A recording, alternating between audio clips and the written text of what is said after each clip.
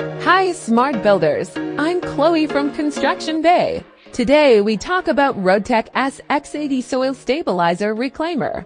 In the area of soil stabilization and reclamation, the Road Tec SX soil stabilizer reclaimer stands tall.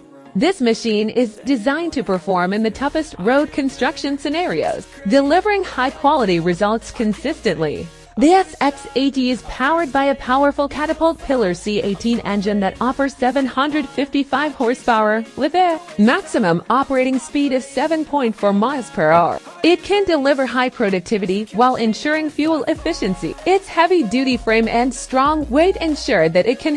The SX80 features an innovative motor design that provides deep soil mixing and stabilization up to 20 inches. Its wide cutting drum ensures efficient operation, and the quick change liner and bolt-on tool holders make maintenance easy and straightforward.